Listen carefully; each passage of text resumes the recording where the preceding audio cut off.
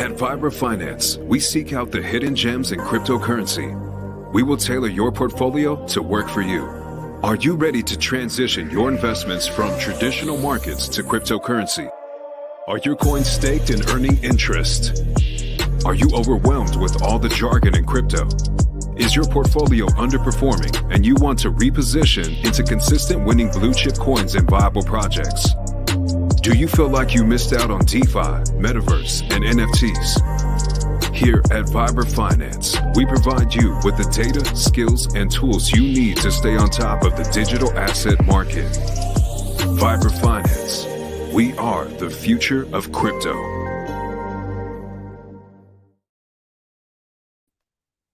Welcome to the first episode of HEX News with Lindsay and Adam. Yes, hello and welcome. Thank you for being here. Yes, we figured it was time to do this. We'd been doing it with Hex Machina in the past, and he's been dealing with personal stuff now, so figure might as well keep the ball rolling and give it a shot. That's right. Each week, Serena Alonzi and I are breaking it down step by steps for noobs coming into HEX. So you can tune in each week as we break it down, starting with what is HEX, all the way to our latest episode of staking strategies, including laddering. There you go. That is on our YouTube channel, correct? You can find that on our YouTube channel here at Vibra Finance or on Serena Alonzi's channel. Yep. Awesome. So for all you people who are wondering how or why you should stake your HEX, those videos will tell you why. Well, we might make a suggestion or two, but they're merely our opinions. It's never financial advice, of course, right? Exactly.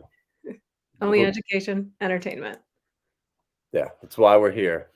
That's why we're here, to help you make decisions, help you kind of learn how to do research, help you teach you what to look out for in projects and new projects. You know, the scams out there now are getting so good at blending into regular projects and making themselves appear to be legitimate.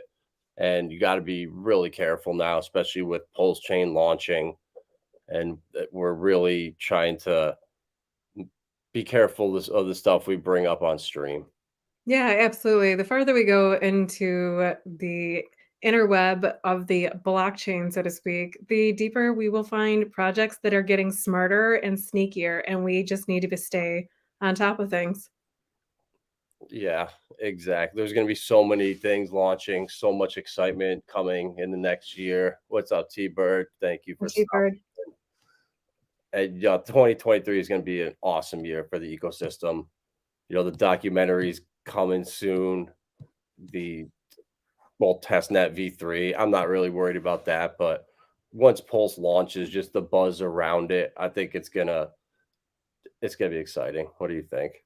Oh yeah, no, I think it's definitely gonna be exciting. It at least gives somebody something new to look at and something to chew on for a little bit. But you know, it's early days, right? Exactly, for Pulse, but for Hex, we are in almost what day? Oh, we're over 1100 now. I know that. Today, for all my fellow number freaks, it is day 1111 of flawless uptick time. That's right. Wow, day 1111. What a day to do our first Hex news stream. I believe in nothing there's no such thing as coincidence. It's all serendipity. Here we are. Oh, that's funny. Yeah, I mean, the price of obviously we're in the middle of a bear market. I mean, there's nothing going on right now. I mean, the entire market is just going sideways, bleeding, but we've hit that critical point of 4 years from the last cycle. The top of the last cycle till right now, 4 years, and the same span went from the previous cycle. So a lot of the TA that we were looking at years ago looks like it's might be relevant again. So hopefully in the next month, 2 months, we can kind of get over the hump, consolidate, and make that next move to the upside. Yeah, well, I mean, everything looks like without throwing out like words like stability out there. I mean, it looks like it's going sideways, kind of stable to me. Like, do you think what are in your opinion, of course, where around the bottom do you see us? Like at I the bottom, mean, a little hovering, I a mean, little. it's impossible to say. Honestly, I mean, you just gotta, I think, follow Bitcoin. Unfortunately, the market follows Bitcoin. Bitcoin leads the way. And if we can hold at like this 16K number, 17K, that would be great. But I don't see it happening. It looks like we're gonna dip down again, and that's just gonna bring Hex down. So we could, if the market gets bad, if Binance goes under, I mean, there's so much FUD circulating around right now, and it's something just feels off with Binance right now, and just the way that they're being attacked everywhere, how big they are, the reserves being held in Tether, Binance, it's just stuff just doesn't really add up. So to see another massive, just black swan event, if you want to call it, happen, I think it's definitely on the horizon. But so the hex price is, unfortunately, we're kind of coordinated to that. But I honestly think we're gonna just hover around 2 to 3 cents. If Bitcoin comes back down another leg, I mean, maybe down to 1.72 cents. But I mean, honestly, I don't see us going much lower than that. All these wicks get bought up so fast. And Hex, the thing that I've been arguing with people about lately is looking at the amount of stakers and just looking at this perfect number right here. In so January 2021, to start the year, 25,000 stakers, and now we're at 116,000. So that's a significant amount in almost 2 years. So from inception until almost 2 years, 36,000 stakers, and we added on almost another 80,000 since then. So I think the future is bright. That's right. And can you tell us what the average stake duration at that point was about 2 years ago? Because now we're looking at about an average of around 6 years, a little over 6 years. Yeah, right now we are at, so back then it was, wow, we had 4.7 years. So we've added almost 2 years to the average length, which, what's up, Mobius? Thank you for coming on in. I mean, that's actually pretty impressive, to add 2 years to the average stake length. Shows confidence in a product now. Yeah. And the amount of stakes out there right now, I mean, with over 100,000 stakers, to move this needle upward, you have to have a lot of 555s coming in.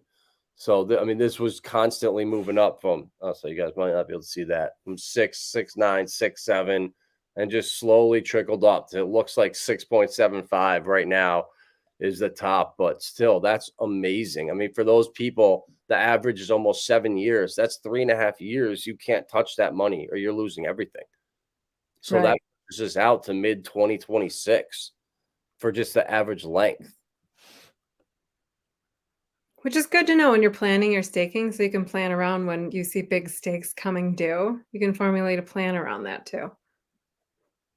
Yep, Looking through. exactly. What's the average T-share rate today? 25,307.4. Payout of 6.66. Good number today. Good numbers. Yeah, so that gives us 39.83%. That's high. We had 41 the other day, but usually we're in 37 to 38%. And another thing that I think is going to be one of those like mental numbers is the amount of T shares. Is we're right around 10 million, just over 10 million, 10.2. So if this number right here can drop down to under 10 million, I think it's one of those psychological barriers that kind of make people think, oh God, am I too late? And it just starts to set that FOMO in, I think. So Yeah, not that we're here to spread FOMO. We're not. We're just here to entertain you. That's all.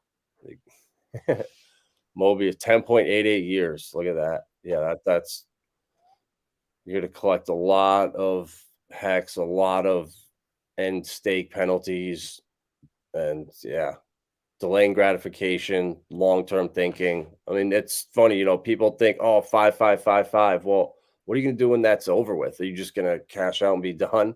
Investing is a lifelong thing. It's not just something you're a one and done.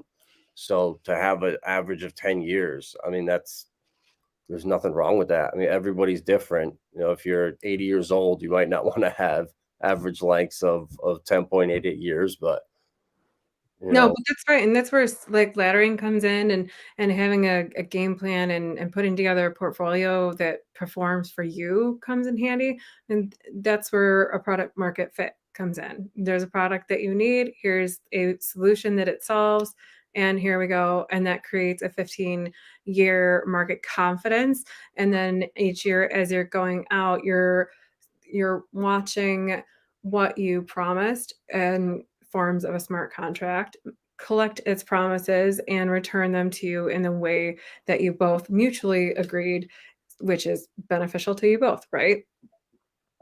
So 15 years out, that's not a bad promise to make for a long-term investment. And then bringing that out, if you're in your 70s and you're finding this, these are great opportunities for your legacy wealth.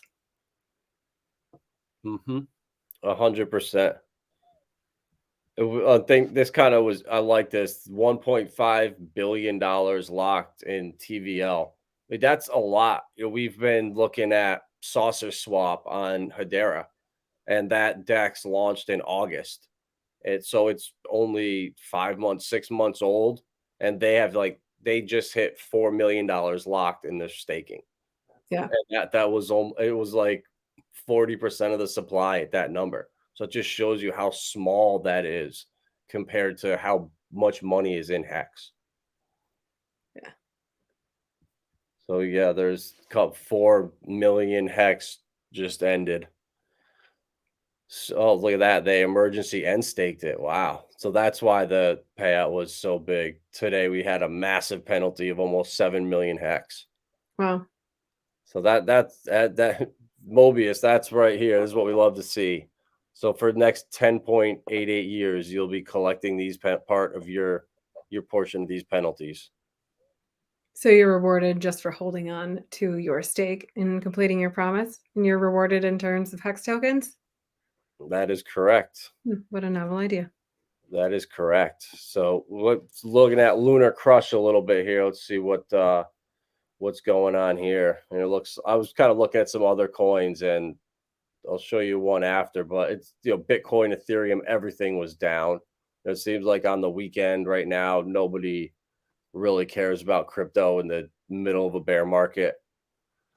So all the socials and stuff are down, but we're still ranked number one. Was it 150 or something like that? Yeah. We're ranked 150 on the socials? 168th total out of 4,000 coins. Okay. And then Galaxy, I don't know what the Galaxy score is, but 57 out of 100. Combined measure to use to correlate the overall health, quality, and performance. Oh, it's short how well a coin's doing.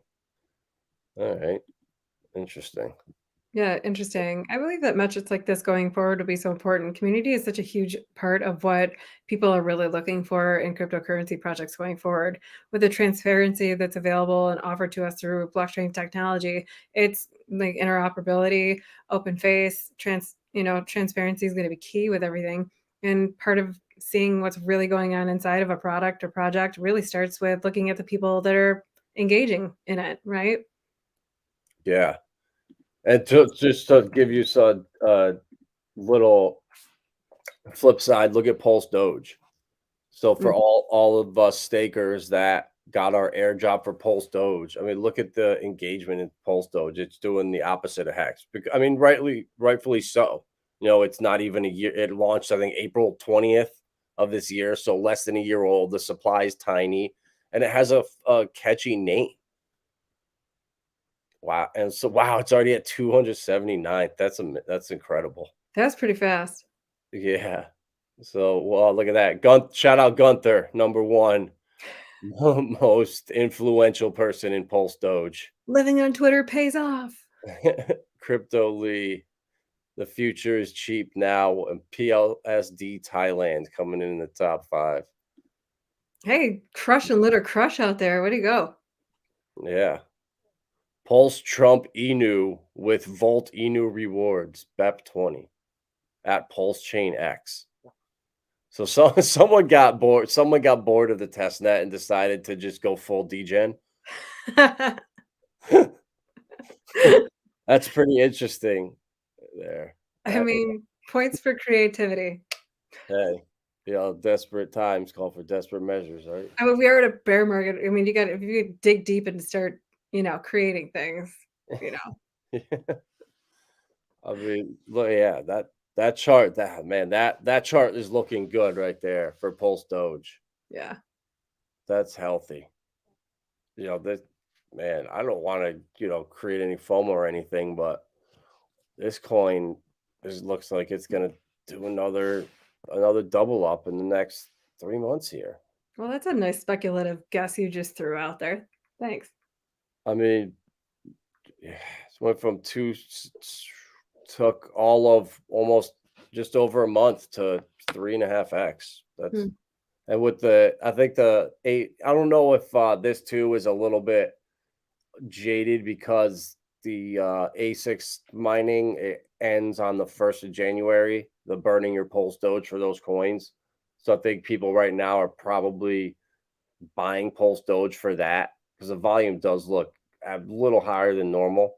But who knows? It could be because people are hearing about it. The price is going up, and when you see chart that's green in the bear market, everything else is red. You look at that. When you look at the last 30 days, everything's red, and then you have this Pulse Dogecoin that's up 80%. People are going to look at it.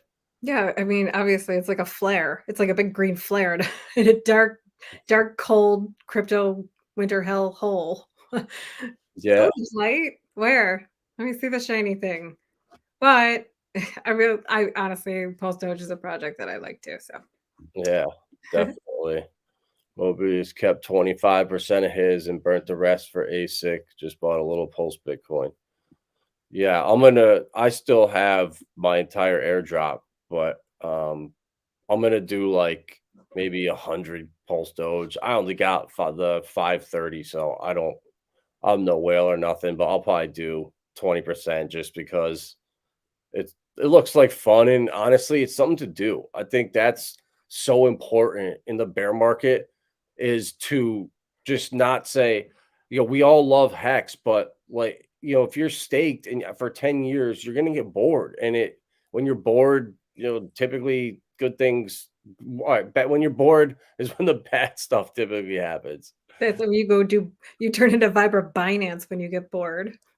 Exactly. So when you're doing stuff like with the Pulse Bitcoin and ASICs and Pulse Doge and Hedron, it keeps you busy while all the stuff is crumbling around you. So instead of paying attention to that stuff and falling victim to this FUD, and you can keep an eye and have fun, participate in other stuff. Yeah. Have fun and participate in other stuff and enjoy the ride of the entire bear market, because what goes down will come up. There will be an up eventually in all of this. I mean, I don't have a crystal ball, but one would like to speculate that what goes down must come up, right? So, I mean, if you can dig deep now, and I always say, like, if you can find the attitude of gratitude and find that wherever you find that, if you wake up and you look at like this big green massive beacon of light in the market called if you take a look at that and that's something that wakes you up and gets you excited during the day, all for it. Move yourself forward, you know. Yeah, that's the best thing is when you're not expecting anything. The market is just you're thinking bleeding. You look at your portfolio and something just pumped like crazy out of the blue. There's nothing better than that feeling. And it's great because Hex and Pulse Doge, these coins kind of trend against the market. Hex hasn't lately, but in the last bull run when the market was pulling back, Hex just kept pumping. Yeah. So, we'll see. The thing that I kind of like about the Pulse Bitcoin is the way that they did the halvings right here. Instead of having to wait the 4 years, you get it's every 30 days is a new cycle, which I really like it, and I believe that's how it works. Mobius, correct me if I'm wrong, but they're 30-day cycles, I believe, for your ASICs, and it's cool, and it doesn't require you to go buy new machinery, doesn't require you to do anything but own coins and basically stake them like your Hex, and you get to have fun and not be on Twitter arguing on spaces whether Elon's gonna put a chip in your head or Richard Hart's, it's so crazy. Just stay out of it. Are you talking to me? Because I don't go in there. No, no, not you. And like the people you see in there. No, I'm just kidding. No, I agree. I think having something to distract you, something worthwhile to distract you is a great idea. An excellent thing to do during the bear market is clean out your portfolio. That's what the good washing's for, right? And to accumulate, pay attention to what is being washed out around you, why it's being washed out. Answer your own questions. You Yeah. got some time, right? Yeah. And that's a really good point to get stuff out of your portfolio that is no longer relevant, no longer, you know, trading. I guess so. I did that about a week ago. I had 2 altcoins from the last bull run that I left bags of, and I hadn't checked in on them at all. I mean, they were just degen plays, but I hadn't even noticed that the teams were dead. Like the one project hadn't updated the Twitter in 3 months. I mean, like they were completely dead. I don't know So what you're talking about, Nuna. yeah, Nuna and Parachute was the other one, and they were just complete degen plays. But it's there's a fine line because if that coin is down 98%, but they're still building like crazy, and for some reason they got screwed over by FTX, and they were shorting them and just trying to destroy them. There's projects out there like ICP that are actually victims of FTX and these other exchanges just trying to crush their prices and taking coins. So don't if you have that coin and there's hope, it's suppressed like crazy and you're thinking of getting rid of it. I made that mistake with Sandbox, with Decentraland, a lot of coins in the last bull run, and I'm talking like $80 bags that would have turned into $10,000 and more. So you just never know, especially right now. If you need to liquidate, obviously do it, but if you don't have to and you're just bored or well, don't do it. I recommend just holding because you never know. We've seen the craziest things happen in crypto, and Mobius, this is awesome. Got bored and been going through my spare change finding errors and misprint coins. Yeah, that's awesome. I don't know what I have a bunch of old coins, but I don't know like what the errors are. So I need to actually educate up on that and learn what actual misprints are. Oh yeah, we'll like fight each other in the street. I'll be like, I saw that first. Yeah, That's fine. Or if I have like good nails, I'll be like, I can't pick that up. Can you go, please? yeah. No shame. Yeah, picking up shit's so funny that people like don't. It's like you're like laughed at if you pick up money on the ground. It's like it's so funny. I love when people look at me like I'm completely garbage for going over and be like, yeah, I'm not even gonna apologize. I will grab that. I Yeah, love it. yeah, exactly. So that's pretty much, there's not much going on in Hex right now, but the one thing that stood out the most to me, and I believe Lindsay, was yesterday Richard's interview with Paul Barron. And Paul Barron, he's a super what's the word? He's not the biggest influencer, but he has a complete different audience than Richard. His audience is I'd say the 45 to 60-year-old male, he's just I don't know what do you think? Conservative. He has a conservative audience for sure. Yeah. Long-term thinkers, long-term players, very conservative audience, which was very clear with with their commentary and their response to Richard. Yeah, Extremely. yeah, you could really tell what Hexicans were in there, and then other people who had never seen him were just like, "What is this?" And there really was a major disconnect. Do you think so? At the it was kind of almost awkward at first. Well, I think that the lag in timing was off a little bit. When Richard's really passionate on a point, he tends to really really hammer it home. And I just, I heard Paul say, "Yo, bro, I got you. I'm here with you. I'll let you get to it. Let get you." It's like, okay. I looked at you and I was like, "Man, he needs a PR and a spanking." Like he needs just it's you obviously you could tell that he's passionate about something that is, and it's like passionate to the point where it almost seems like passion with like frustration from having such a muzzle on him sometimes, you know? Yeah. Yeah, it just was almost awkward, honestly. And Richard, but by the end, it was 46 minutes long. And I think Richard, I don't think he had a clue who Paul Barron was at all. It was just another interview. I think he had his headpiece in only. He had no clue, what was going on. And I don't know how. It's almost like, how's this happening? How does he not have someone there, like, setting this stuff up for him, at least letting him know what he's getting into, or but I guess that's Richard. That's why you gotta love him. He's in here in his Gucci and just does not care, and he's gonna do what he wants. And I mean, it works, but it doesn't work on a certain audience.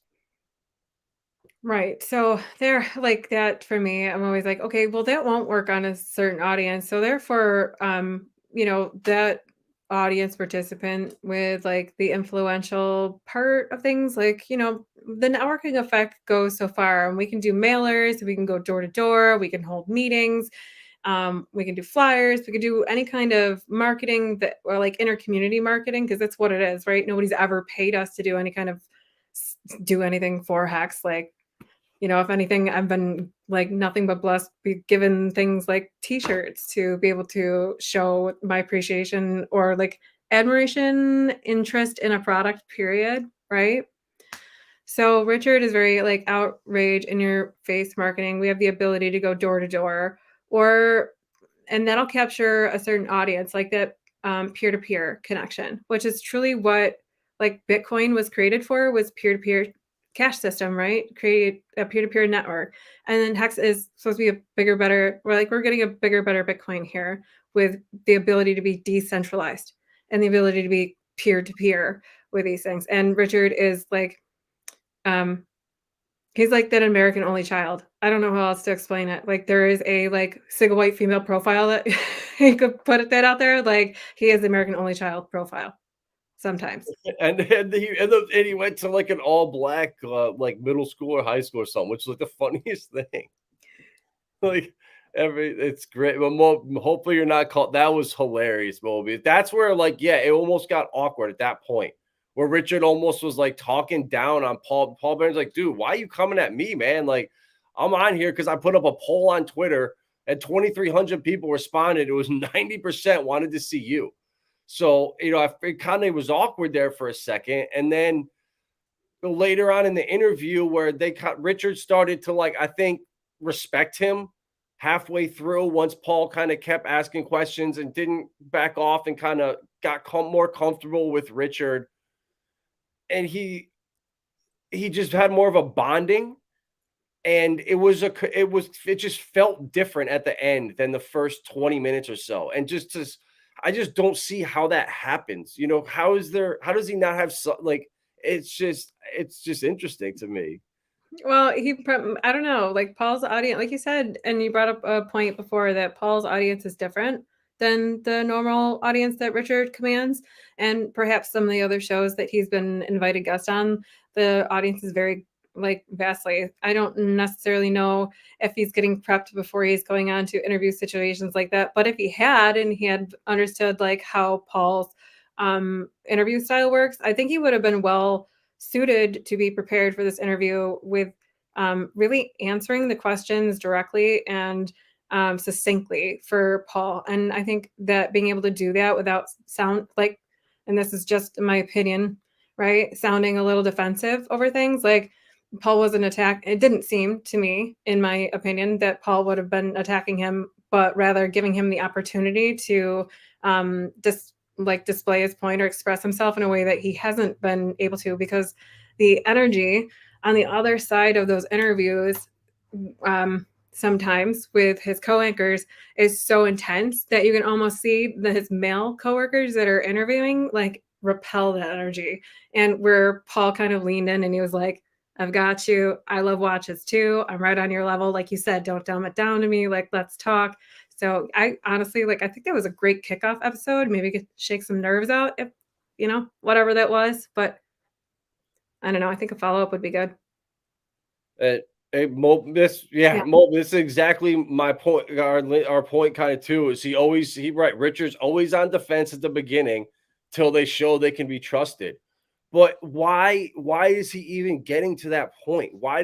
How is there somebody not filtering these people so he knows he's not walking into something like that? It's just kind of, bizarre almost, or I don't know if it's Richard just refuses to do it or I don't know what it is, but I don't know as much as Richard. He knows way more than I do, but some of these things are almost just like common sense kind of. Or calculated moves. It's hard to tell. When you know psychology in a way that perhaps he does, there's always a reason behind everything that you do, right? And when you're thinking that far ahead in terms of marketing your product and taking care of your product for many different angles outside of just beyond the initial. Well, we had talked about that earlier with Verse of actually like going through and making sure everything's right and tight before you just throw something out to market, right? So I feel as though he's got a pretty good handle on those things. And if he's not being prepped before he's going into these situations, I feel like he's smart enough to stand and pivot on that and get a good sense. Maybe the delay was a little bit too much across the pond. I think that honestly was the biggest problem. But too, it's like, how did you not know? Or, did you not talk to anyone in there before? Did you talk to his producer before to make sure the connection was good? So like you guys were on the same page, because it was awkward. And Paul's such a good guy. And you could later on in the interview find out like he's a huge fanboy. I watch Paul's stuff just to see where he is in the communities and kind of where his kind of feel for the market is. And I don't know. It's Richard and him are such a good team if they just figured out how to do this in a coordinated way. Paul loves him. He follows all his stuff, but he never made that public anywhere. He never really talked about Richard Hart much at all. It was almost like I didn't know, honestly, to start that interview. It was like, does he know him at all? Does he know about Richard? Does he know what he's getting into? And we were like laughing, like, oh God, when's it coming? When's it coming? And then you find out Paul Barron's like, I love you. I follow you. I love your watches, rah, rah, rah. So it's like, what the hell? Where'd this come from? We have a secret fanboy and nobody even knew about it. But yeah, no, you're right, T-Bird. Scars in the past. Hess got attacked so many times in early. It really did get attacked so much in early days. I think about that one though. And if you are attacking, if something is getting attacked nonstop, there is herd mentality behind that, right? You have two sides of being in herd mentality, where you're part of the sheep and you're being, oh, that's bad, that's mine, like that mentality. Or you have the mentality of like, wait a second, maybe something. If everybody else is so afraid of something, and it looks so bad to everybody else, how can we look into this and see what's really going on behind closed doors? I don't know. And the thing is, like, Paul, he didn't ask him any questions about Hex. He was asking him, what do you think of Binance? What do you think of the FTX debacle? What do you think about other stuff? He wanted to hear Richard's opinion on the market, because I think he knows how smart he is. He respects him, and he wanted his he wanted the lowdown on what Richard thought. And I wish if Richard knew that, this guy, he means well. Paul Bear, he's a good guy. He interviews people. He gets on top of stuff. He's a crypto nerd. He admits it. He is what it is. He's not going to attack you at all. And it ended up being a good interview. I think the part 2 is going to be phenomenal. And it just is almost disappointing that what's going to be the next one should have been the first one. And then the next one could have been all that much better. But, I guess it is what it is. And you got to just, I guess, be happy that he's on this platform, not, talking with Paul Barron. He's talking to BitBoy. He's talking to Jordan Belfort. I mean, the platforms he's on now versus where he was 6 months, a year ago, you got it. He's doing something right. Yeah, I mean, he's continuing to be out there, and he's getting out on different platforms. And honestly, think about it. People will complain about something 10 times before they'll share something good once. And in such early days, like, all press is good press. Yeah. Sorry, I'm just laughing at this comment. Briz, you're hilarious. Right. Oh man, yeah, he's definitely a goofy guy, but I like him, man. He means well. He's just trying to do the best he can. And I'm excited for. I think they'll get on the same page for the next one, and it'll, like how Ivan on Tech, how even during the kind of those interviews, Ivan wants Richard back on there, but he still Ivan asked him a question and Richard's rambling for 10 minutes, and Ivan's just on mute, like laughing, like, all right, I'll just let him go. It's what the people want, and you gotta love Richard. Yeah. One question 25 minutes later. Question number 2, please. Yeah. Yeah. I know. No, I get it. I mean, like, especially when the points are valid and what he has to say, like, really, you could soak it up. You could drink that up with a straw when he like gets into and answers the question. But when he had opened up, he's like, "What do you think of the XDX?" He's like, "I've been telling everybody for years." We're like, "Yes, we know." And then I think the next thing that they're always afraid of is like, "When's the shill?" Like, well, there's not. There's a fine way to deliver those things. Yeah, and Paul, he knew it was coming. And he'll let him do that. I don't think he has any problem at all letting him shill his stuff in there, as long as he tells him what new watch he just bought or something, something a little that everyone doesn't know. He'll let him shill whatever. Oh yeah, no, I got the gold one. I got the little gold one. Like, oh, that's a nice watch. Damn, man. Damn, you got that? No, we got to do a watch show. I like it. Yeah, but it was antique cars, antique watches.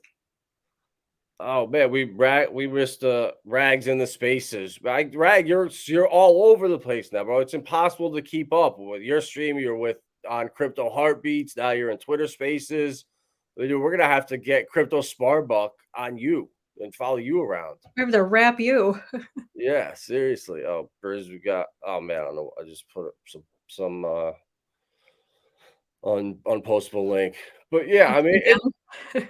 All in all, it's exciting to see. Richard is he's getting in front of new eyes. He's getting to the places he needs to be to at least compete with the people he sees as, these guys that are getting all the shine, all the spotlight. He's way smarter than them. He's been around longer than them, and these clowns are getting all the shine. But it's slowly changing. Richard, not your keys, not your crypto. He's starting to resonate around crypto. It's almost like he's starting to get credit for that now.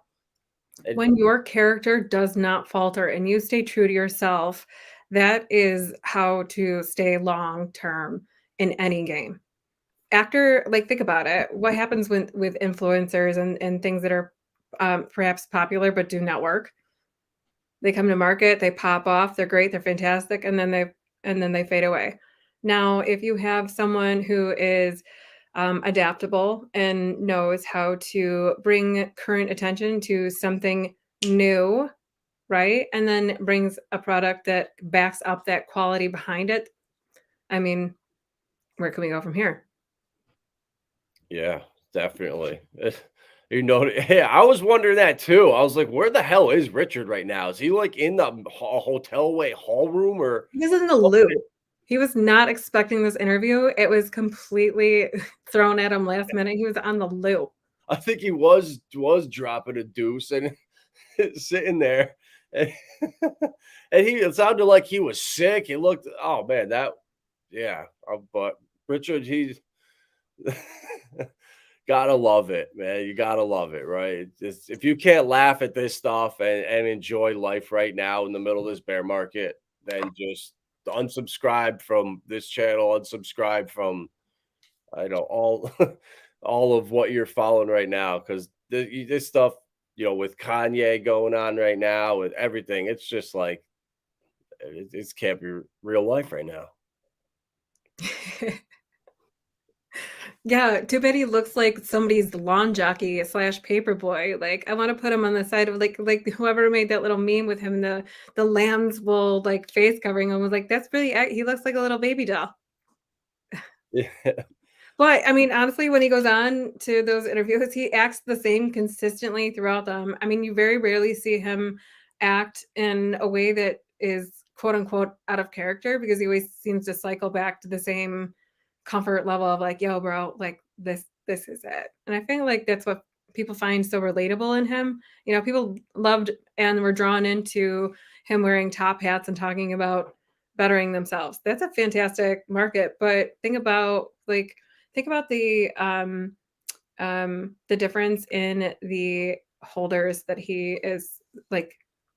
Think about the difference in the audience that he's in front of now, like, and the players that he's getting attention from, and what kind of energy that they're used to or influence that they're used to. So I feel like having to slide in there and you're face to face with people who like I don't know. Paul Barron he doesn't really come across as changing very much. But then like I don't know. I'm gonna throw that one out there, Joe the Toe, right? Like if you have people like Joe out there that are different on interview as they are in person, what is that like? Everybody's like, I want to see an interview between him and Richard Hurt. I really do. I would really love to see And it's possible now. Like that, I don't think that's out of the realm of possibility. If Joe Rogan's like, yeah, this crypto guy, he's got a documentary coming out. He loves the women. He's got $10 million of watches. I think it's a possibility. Whereas a year ago, there was no chance. Now he's got Jordan Belfort. He's been on, CNBC.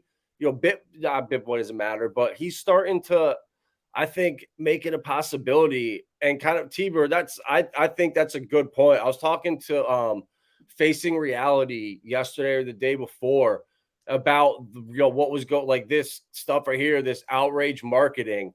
And we were kind of talking about it, and it was like, well, if he stops doing it right now, like it's worked, right? Richard's been in front of new audiences, but if he stops now and starts to play like the good guy, I think he'll fade right back and not be in the limelight anymore. People love to hate, and if he starts playing the good guy, he won't get the attention he deserves unless he just keeps going at this villain. And then when he's right, exactly what you said, if Bitcoin does come down to his numbers or somewhere close, you can't ignore him now, and that's when he'll be the loudest. And then you make that pivot to back to the old Richard, take the clothes off, pulse change serious, and then new audience comes in. It's a new bull run. I mean, and then we think he's so smart. He's got to have this all calculated. But then when you see stuff like this interview, it's like, well, if you're that calculated, the dumb little things like this that just look so bad with the lag, with whatever, you clean that up. It's like, we give us 10 minutes. We could clean that shit up for you. Like, why is this happening still? That does get frustrating, to be sure. And like you said, here, Rags, like, so why do you think he said no? Why do you think he said no one would build on Pulse Chain? I probably legal reasons would be my guess, because if he's encouraging building on it, then I don't know if that gets into expecting profits from the work of others, but I'm not sure. I would guess that's the reason. And he doesn't need to do it. There's enough of a community that can say the things he can't for him. So why put yourself into any risks, especially Well, I guess he's had that message from the start. That would be my guess, right?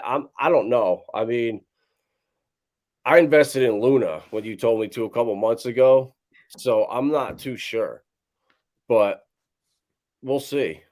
What do you think, Lindsay? Why he would say not to develop on Pulse Chain or build? I don't know. And that's my honest answer right now. I'm gonna keep that one. I'm gonna mull that one over for myself, so I'm not throwing out something sideways.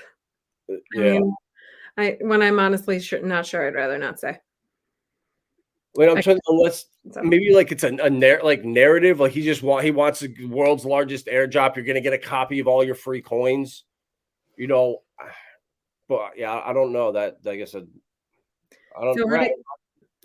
where does he go from saying, largest airdrop to no longer wanting to use the term largest airdrop to on Paul's interview the other day, dropped largest airdrop again? Yeah. Like, I always wonder about these things. Where's that leading to? Yeah. I bet it's so hard for him not to recommend some of the products. I I don't know, but I would think so too. But at the same time, if it's something that he didn't build himself, I almost see him being like, "Nah, we don't need that. We don't need it. We're good enough." Like he only wants his own stuff. I feel like, but he knows Pulse Chain's not going to thrive unless there's development on there. So it's interesting though. But he knows he's so smart. Well, every time I doubt him or I'm like I call or facing reality, I'm bitching about something. 10 minutes later, we end up like, God damn it, he's always right. He's always a step ahead. So no matter what we're arguing or bitching about, we come to the logical conclusion that Richard, he's clearly knows what he's doing. And I don't know if it's like you just have to be that smart to operate on that level. And if you just don't have that IQ level, it's just never gonna happen for you. Being strategic and having a good team around you, having the support of having a supportive community too, like you said earlier, to be able to share things that you might not necessarily yourself as a creator be able to share in ways that you as a creator might not be able to. Um, there's a relatability with everything. And, him when he says he calls the top, he really means it. He calls the top. He called the top. He did it. He really did it. So we Yeah. got Right, like that. If that's that too, if that's the reason why if he's saying you don't even need to, like I got you. I wonder if this SEC thing at all, if he had plans to do anything with all that Pulse sacrifice money. I know it all got swapped into dollars and stuff, but now with the SEC looking at him, was he planning on doing something with that money to kind of pump the prices up behind the scenes? I mean, I think he has all angles covered. If this fails, boom, this will work. If these two fail, we'll go here. I just don't. It seems to be like that for everything, but time will tell. We'll see. If all the people that are calling. I mean, I was in one of the Telegram groups today with a bunch of my friends, and they're still ragging about Hex, calling it a scam. And it's like, dude, like at this point, like just go watch one of his videos. Like I don't know what is people can't go sit through one of his videos. People that hate on Hex, it's like something about Richard like triggers them to the point they cannot sit and listen to him. It's the craziest thing I've ever seen. Oh, I mean, I honestly, it is, that's so common, and I hear that a lot, that people are emotionally triggered by him, his presence, the way his language, his clothing, or something. For me, that makes me so bullish because if somebody is triggered just by somebody's mere presence, I'm like, ooh, tell me more. Yeah. That sounds interesting. Yeah, smart people look crazy to do exactly, bro. Exactly. That's how it works. You try to tell people, oh, you might not want to inject an experimental gene altering drug into your body for the sniffles. And people look at you like you're gonna kill your grandma. You're crazy. No, I'm gonna do this. You're gonna kill your grandma. You're crazy. It's you know We're in a crazy world. We're in a crazy world. I get it. I can't sit. Yeah, bro. What Hillary? Come on, you Hillary Clinton, but she doesn't spit any truth or any actual facts or anything that's gonna benefit you, help your life, anything productive or beneficial. Hillary Clinton's gonna tell you to do the opposite. I think. I know what you mean, but I mean, you lost me at a stain in the apologies, but never. yeah, Yeah, we do. Oh, Rags, you're so right. We definitely do live in a world of soft betas where they're, and I could hear their voice too. Yeah, Richard. yeah, yeah. If anyone wants to jump in, here's the stream yard. Anyone wants to join us on this Saturday night, you're more than welcome. We're just sitting here at this point, just rambling on. Rambling on in our fabulously handmade hex gear from Suzanne's art. Thank you, Suzanne. Number 008 from the True Life Fashion Show. That's so fun. Yeah, and this came from Don Montoya, I believe, right? That's right. Yeah, Don Montoya. This thing is awesome. I rock this thing.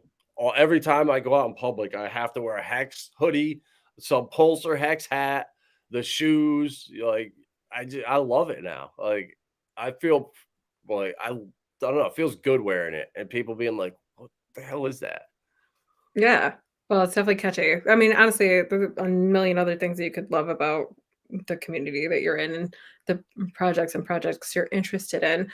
Great marketing tools. So catchy. You really like those are the attention period to details that really get my attention with really taking a deeper dive into thing. Like, what's the interface look like? The interface for hex.com is clean and it's friendly and it's easy to use and it's easy to understand. There's lots of information on it. I like that.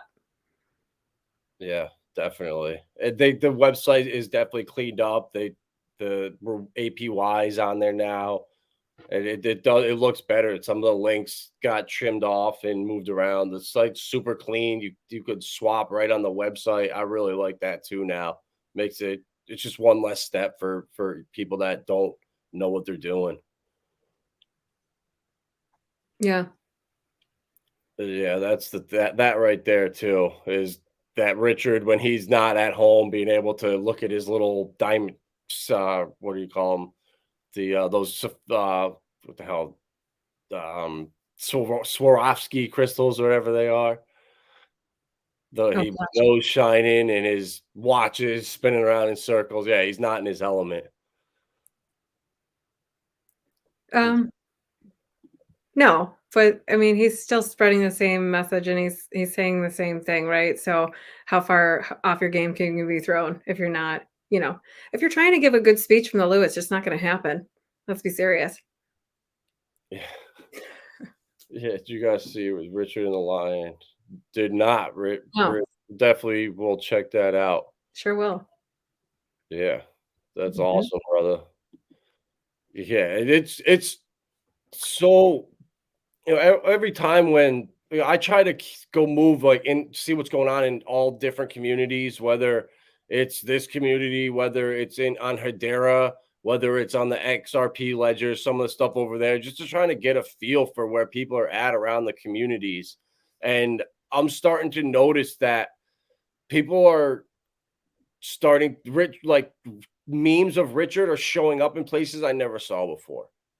And so like it is working. Like, he is getting in front of new eyes and what if it's pissing people off regardless, like I don't it doesn't matter. He's doing it, it's working.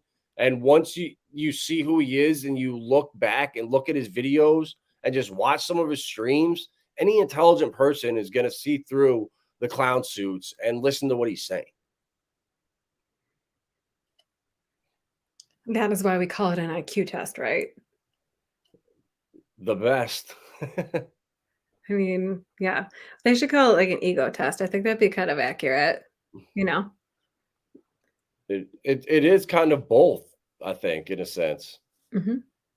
Wait, if you're I think staking is the ego test. How long can you delay gratification for? It depends on how grounded you are. Exactly. and see 6.75 years. That's exciting. You It know, is. and we were talking about earlier on Saucer Swap that they have $4 million locked up in their staking protocol, and that was a big deal. And Hex has $1.5 billion locked up. It's like 4 million to 1.5 billion. The difference in that is just astronomical. So that just to me shows Hex is solidified. When I'm in these other projects and looking at how small they are and they're just starting versus to how far we've come, it's not even, the people arguing over that stuff. Now, just leave it. It doesn't even matter. These people are either never going to get it. They don't have the ability to, or just don't even bother. It is I don't know. I don't know how to put that out. I'm like, no, we're alive. I might want to hold that one to myself. But I'm like, well, it's not easy to get that out there succinctly. But there is a certain I don't know. People they're either really open to it or they're not. And I just think that like for somebody to be so closed-minded to something without even being open to it speaks volumes to me. And I don't know. Anyway, Yeah. random thoughts of the day. Scroll mode. Yeah. This Richard. Oh, what is that? Yeah, looks like he's got some new bling in there. What's that? A huge new earring or something? I didn't even notice that. Oops. Oh man. Both of that. That looks better than the guy that we saw in the news earlier from like someone. I don't know. That was bad. But we see a little news clip of somebody wearing a Hex hat, like talking about like at a crime scene somewhere. I was like, oh Lord, that's not the kind of publicity we want, guys. Take those hats off, maybe turn around or something. Like if you're gonna be on there for like discussing some sort of murder, like please don't wear hex.com. Duh. Yeah, that was crazy. I can't believe that. Like, so I was right, literally as we were jumping on stream, my buddy sends me a live, he took like a live photo. He was watching Fox News somewhere, and it was like some Idaho murder or something, and the guy was wearing a Hex hat. I'm like, oh, great. But hey, I guess all publicity is good publicity. It's gotta pray for that. I mean, I mean, our community is really unique and vast. We hold all sorts of characters. Hey, here we go. All right, we're gonna hit. All right, we're trending up in the last day. Look at that. Oh yeah, we are. Just Hey, don't look at we have a the guest. today. What's up, Briss? Hey guys, how's it going? Good. So good to see your face. It's good to see you guys. I'm glad someone's streaming right now. I'm like, just kind of wanted to hang out with somebody. Yeah. Glad we could provide the place. Yeah. So what are we talking about? Honestly, Serena and I went over like Hex basics today. We really we wanted to start like noobs coming into the ecosystem off on a good foot of like, what's basic, what's new without being so repetitive, like what's on the website. And, we are in such an awesome opportunity right now where like we're going to catch a whole new cycle of noobs coming in. And we have so much opportunity to like set the ground tone for what our community stands for, what our community sounds like, where we are, where we're going from. I don't know. Where do you see us where we're at right now, Briss? I was kind of thinking like there are a lot more people not in crypto than in crypto.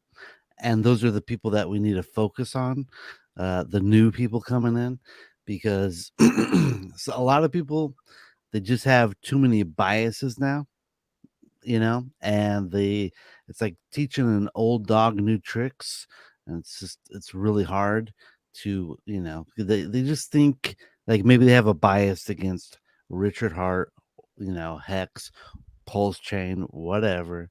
It's just kind of too hard to convince these people that they've been tricked or fooled about Richard Hart.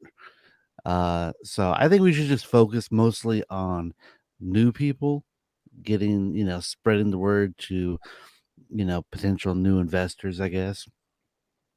That's that would be my main, you know, thing to focus on, I think. Yeah, and I saw a tweet earlier today. I was just scrolling through some Bitcoin thread, and people were guys in there were just like, "I'm done with Bitcoin. I'm out. The community's so toxic. They want no progress, nothing new, all stale stuff." And it's just like you see that in all the communities almost. It's like it gets to the point where nothing new happens. It's the same people just sitting around, and nothing good comes from that. Yeah, no, I agree. But with that said, man, I think all those people are just fake crypto guys. You know what I mean? Those Yeah, are a bunch of crybabies. yeah. I got no chill. I just I can't deal with those people that just cry about basically everything. So I'd Well, be crying too if after 8 years I was still stuck in Bitcoin chats. Like, do you not look around what's going on around you? right. You know? Yeah, it's pretty obvious. Like, hey man, you can't get things like you know, they're just not building things like internet money wallet or the famous or just anything like that on Bitcoin. Exactly. And So that the people that are building now are so passionate. People, it's not about the money for people that are building right now. It's about project. They believe in it. They love it. They love the community they're in, and they believe their idea is either going to help people, be fun for people, or just be better than what's out there. And like I'm trying now hard because I just see a lot of people take for granted. People know what Pulse Chain is, know their airdrop's coming. And if you step outside our community, very few people know what Pulse Chain even is. So I'm gonna it really try to. surprises me when there's like established crypto people that don't know what Pulse Chain is. Like I've seen people be like, Pulse Chain? What the heck is Pulse Chain, Richard? You freaking scammer. I'm like, bro, you don't you're calling him a scammer and you don't even know what Pulse Chain is? Like, dude, you're running on a lack of information here. kind of knocks him down a peg now. I think these people are just too dumb to know. They're like the Dunning Kruger You know effect what it of is? Sometimes it's like getting comfortable being uncomfortable is really hard. And we are in the society that we live in, we are constantly bombarded and overstimulated. And so for someone to take on new information sometimes just seems like so much. So it's so much easier to just push it away and be like, shh, psh, nope, scam, nope, not interested. Oh, no, I haven't seen it, so it doesn't exist. You are so funny because you can't see it doesn't exist. Ha! Welcome to right. like, okay. So, right. Yeah, there was something else someone posted a meme earlier and they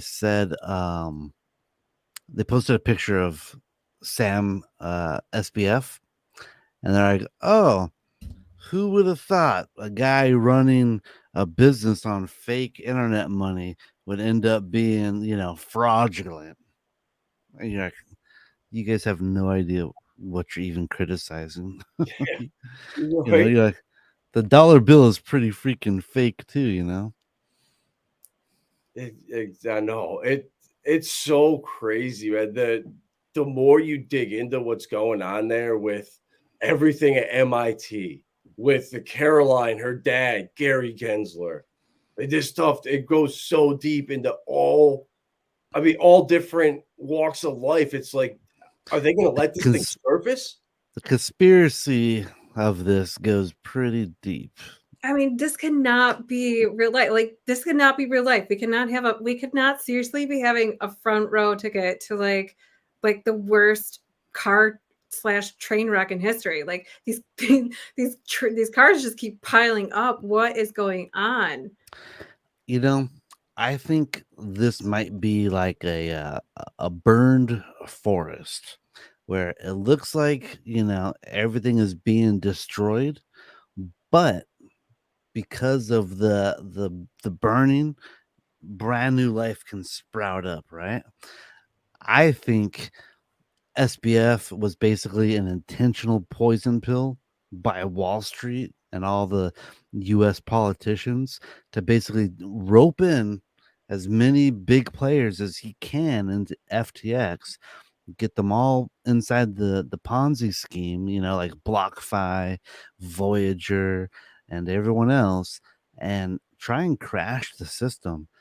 Because I don't know if you guys know, but Fidelity, one of $1 trillion asset manager, they like 2 weeks ago, just as right in the beginning of December, they just announced that they're releasing their trading for retail customers. I'm like, oh, isn't that coincidental? How all these companies start, going under just as Wall Street launches their retail trading platform. Hmm, very convenient. I saw an article too, and the headline was Fidelity and other what was it, fintech firms hunting for crypto exchanges for pennies on the or defunct crypto exchanges for pennies on the dollar. Yep. So this is the perfect catalyst to just hand Voyager to Fidelity, hand Celsius to Bank of America, hand FTX to a Circle. I mean, who knows? And now the banks can custody your assets safely for you because they've been around for hundreds of years. They know how to hold this stuff. They can do it properly. They're You don't insured. have in the Bahamas doing it. Come buy it with us. Yeah, I've always been pretty convinced of the conspiracy that the people that are running the Wall Street, basically, they crash the market intentionally, basically every 8 to 10 years. Why? Is because they don't need guys like the Elon Musk, the Steve Jobs, the Google boys, and Zuckerberg rising up out of essentially nothing and then taking over everything. So they intentionally crash the stock market every like 8 years, blame it on war, and then they buy up all these companies for pennies on the dollars because they can't, keep operating with a crashed market, more or less. And if you look back, it's like the war in Iraq, and then 9/11 that happened on 2001, the war in 94 in the Gulf, and the 80s stock market crash, the 70s, 60s. Every year, every 10 years, there's a major war somewhere. And this last one in 2019, it was either the shadow banking system collapses and we either shut the economy down for the sniffles, or we really will see the economy fall apart. When this thing blows up, it's going to blow up. So they had to do that for damage control. Yeah. And it seems like they're trying to do a lot of laundering through the Ukraine stuff right now. I saw a lot of that too with FTX, with it's so, if you really look, man, it's so bad. Like, you can't talk about this stuff to the average person because they think you're crazy. I am crazy. We all are, in a good way, though. Yeah, crazy like a fox. Yeah. But with that said, everything's crashing. All these players are being taken out, and now the major players, Fidelity, everyone on Wall Street, they're coming in. Like I said, this might be the new growth. The next decade might be a gigantic growth spurt for everything. And this is where I think we start seeing the $1 million Bitcoin. Yeah. I mean, just 5 years down the road, if inflation stays at 7%, I mean, there's 35% in inflation alone, and that's being generous. So you're really at 100% right there. So double the price of Bitcoin just on inflation alone, not including all the people that are going to flood into the markets, and not including the institutional money that's going to come pouring in, not including the retirement accounts that Fidelity just announced. Oh yeah, we're now adding Bitcoin to our IRAs. And now, what about all the sovereign funds that are going to be coming in? Like the money that's going to come in once there's actual laws and regulations is going to be crazy. Dude, imagine all the Fidelity people going, all right, we need to just shove a little bit of Bitcoin into everyone's 401k. And I don't know if you guys ever manage a 401k, but basically all you do is go, what kind of 401k do I want? Do I want low risk, medium risk, or high risk? Everyone clicks high risk. You're like, oh, I can get 0.5% or 0.75% if I go with the high risk. I guess I'll go with the high risk. They're going to have mega high risk, mega high risk. Just imagine when you go with the high risk, that means the asset or the portfolio managers, because it's not you picking the stock stuff, they're going to say, all right, put a little bit of Bitcoin and put a little bit of Ethereum and the high risk 401k option. And now we have instantly long-term holders of cryptocurrency that can't sell without major tax implications. And now all of a sudden we got, 100 million long-term holders. And then those same Wall Street people start talking into the ears of the politicians, and they go, hey, America needs strategic reserves of Bitcoin because you don't want the enemy to have that and us to not have it. So we need to put 1% of the federal budget into Bitcoin and maybe some Ethereum. And then the other countries are going to be like, oh shit, we got to do that too. I'm telling you guys, I think cryptocurrency is going to save the world, more or less. Couldn't agree more. It's going to be awesome. Hey, do you guys want to see my new mat I got from my desk? Yeah. It's a little bit hex related. Let's check this out. I found this on Amazon. Oh, neat. It has bees on it, but what is a bee's nest? It's like little bee stuff. I don't know what the bees are all about, but I saw hexes and I'm like, you know what? I needed it. No, I like it. Oh yeah. Wow. Hey, would it be possible if I shared that video? Yeah, bro. It's only a minute long. Yeah, is it on your Twitter? Here I could probably share my screen. Yeah.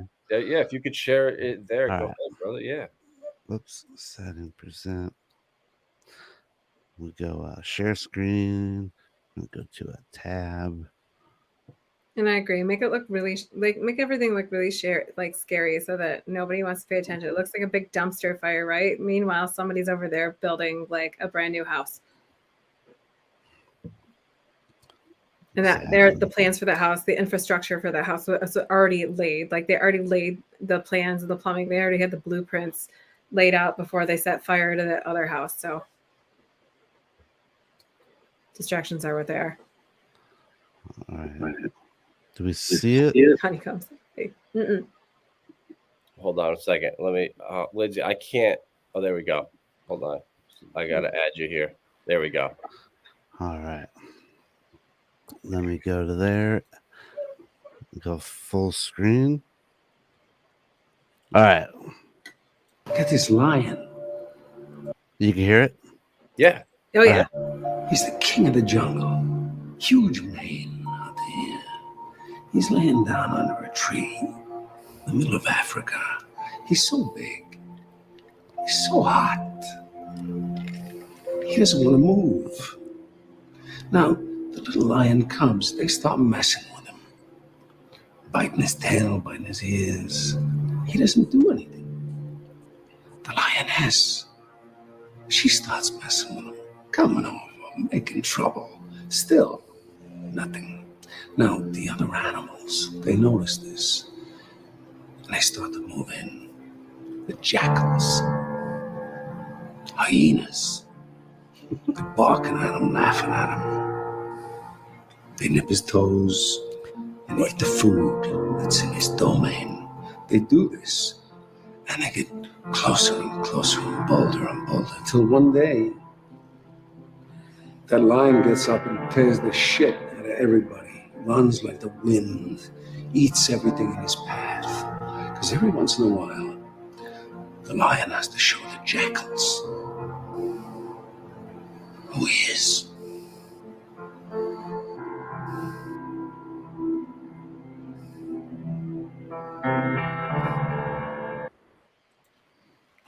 Yeah, that's Dude, dope. awesome, bro. I love it.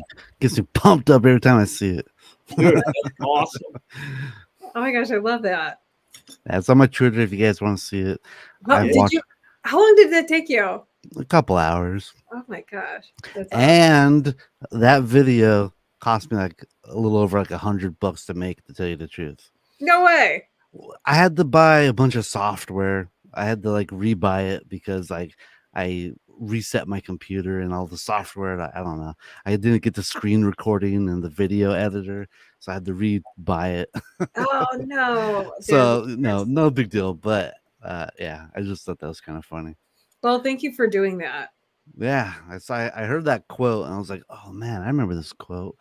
And then I was like, dude, I need to attach Richard Hart to this. Dude, I Thank don't you, know. Ash Tree. Thank you.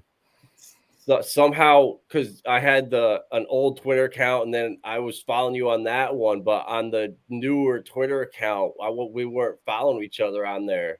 So Okay. I just followed you on there, and so I retweeted it too, or yeah, retweeted. That's sick, bro. I really like that. Nice. Yeah. Oh yeah, Vibra. There you go. Boom, followed. Create that FOMO with Christopher Walken. Oh gosh, we got JFK in the chat. This guy. I hope you used your Bitcoin and not Hex to pay for that video, Breeze.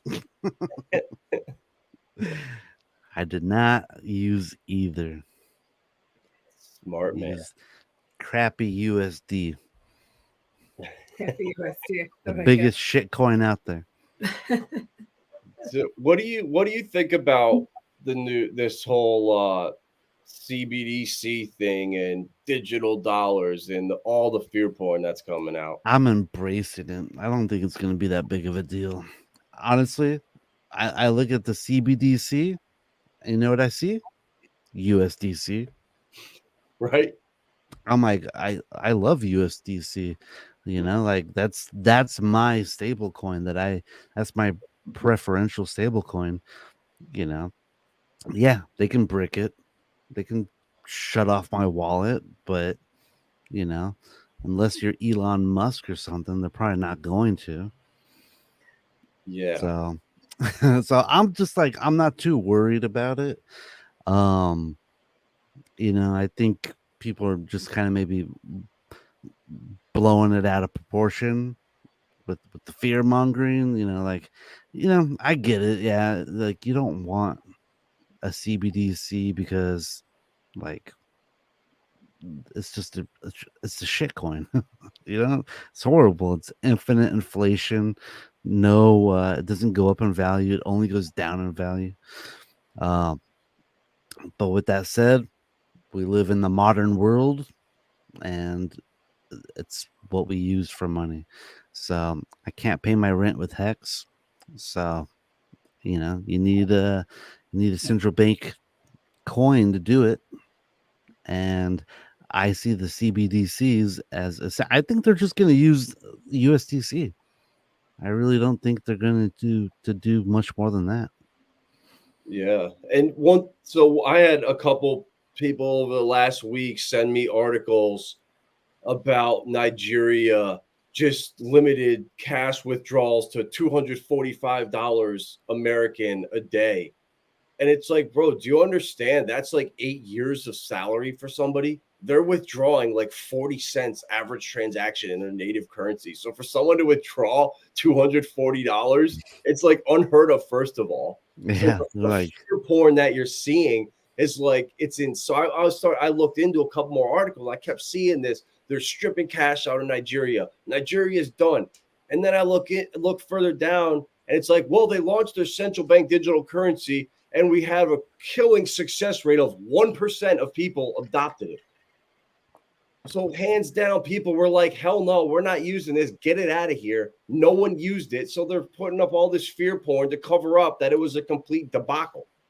You know what I found just recently about CBDCs? It's very, very, I think, really, really interesting and coincidental.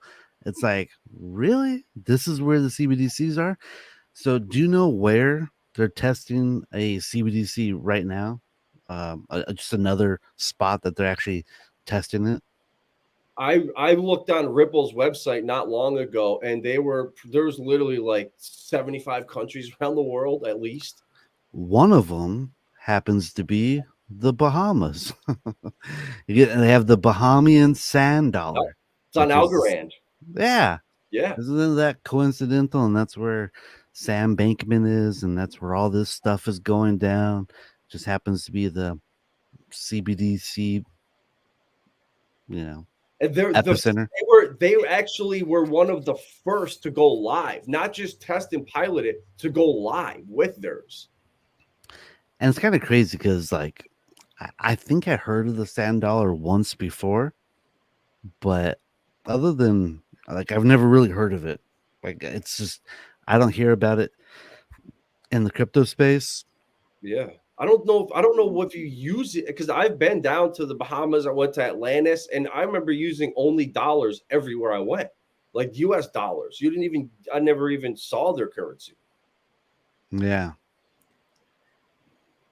I don't know if that was because Atlantis is just like a tourist trap, and you're in the Bahamas, but you're really not. So I don't know if you venture Right. out into the other islands or not, but yeah, I think it's just a lot of fear porn, and then they're going to try to usher this in. I think it's going to be an epic failure. Yeah. I mean, it's just like, other than using a CBDC for daily spending, I don't really see myself, wanting to embrace it if I can embrace other cryptocurrencies that actually increase in value. Right. If anything, it's just going to be another open up the door to get people into crypto. I mean, they're just gonna be like, hey, look, this one goes up in value, that one doesn't. Yep. It's like, not only does it not go up in value, it actually goes down in value every year. Well, that'll be nothing new for them transitioning from paper dollar, right? Right. So Yeah. easy transition. The transition will be easier for people anyway, because you already have the thought of cryptocurrencies to some people seem overwhelming, but really there's no true there's cryptocurrencies right now, but nobody uses it like as current, like it's not a currency, right? So when we are so early days on that, it's going to take so much education. It's so far out. Like, people think about it. You're already using you're already using digital transactions when you're using your debit card. Why does that seem so mind blowing that when you could turn it, like, why does cryptocurrency seem so mind blowing to people? It's like, not that hard of a transition, but That's right, Abit. Exactly. It's the same thing, like towards Rich. I kind of, you can equate it to Richard's clown outfits. Like, he's dressing up like a clown right now, but guess what? He's being seen. Eyeballs are looking at him where they wouldn't have before if he was streaming from his throne. Yeah, I remember I made a tweet kind of a long time ago, not that long ago, but it was a tweet with Richard. He was in his house with like a T-shirt on with the Hex logo in the center, and he was just saying something like really badass and very poignant. And I was like, I made the tweet. I'm like, we need T-shirt Richard Hart back, and I got so many like likes and retweets on that tweet. Like, everyone's like, yeah, we need T-shirt Richard back. So with that said, I really think Richard is kind of playing up the heel role. Oh, yeah. I can tell he's definitely changed over like the last like 2 years, with like this current, persona.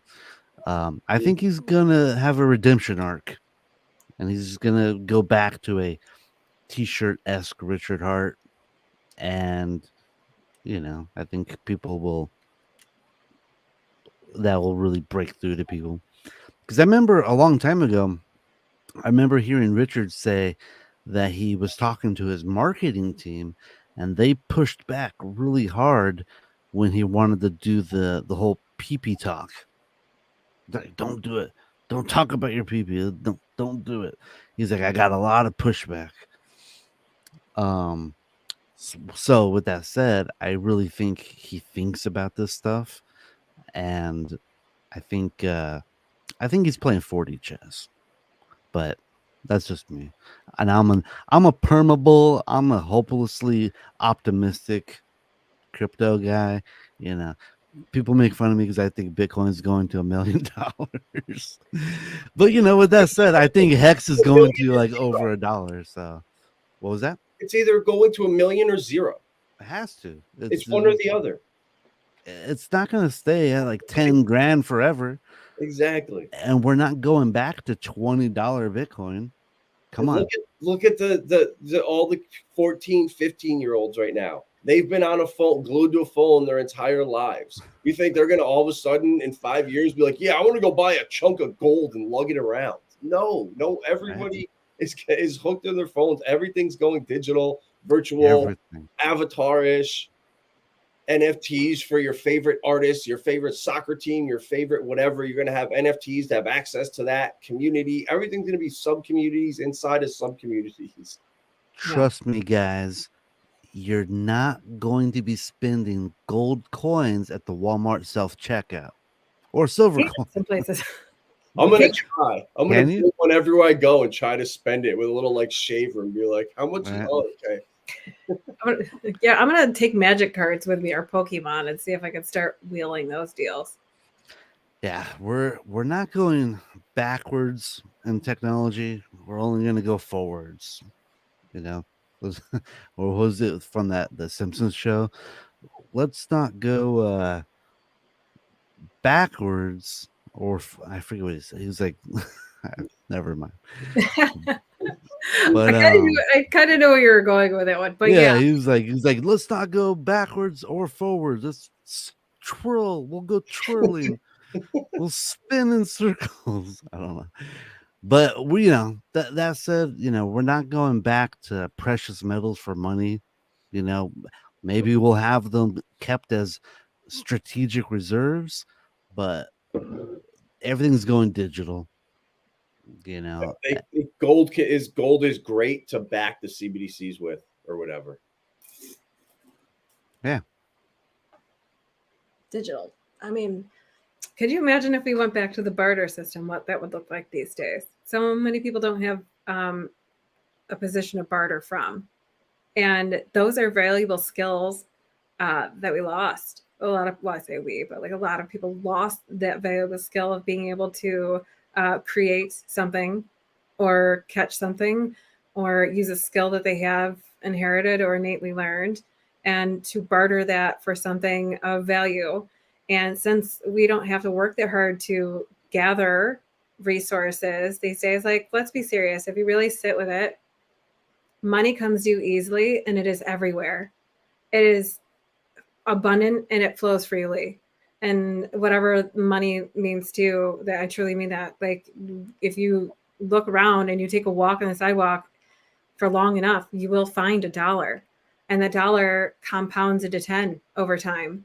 This is not the place to lose hope. This is the market to start really cementing your feet, doing the education, doing the work to know the value of what you hold and moving forward. Ava, you're 100 on that one. CBDC is a gateway drug, so to speak, for the true crypto that's out there. The reason that this was invented in the first place was to take that system and take it back where I have hunted, gathered these pellets, and you need to keep yourself warm this winter. Like, how do we get it back to that trust system? Transparency. Yeah. Yep. Yeah. And everything, they're tools. Crypto is a tool, can be used for good or evil. Technology is a tool, can be used for good or bad.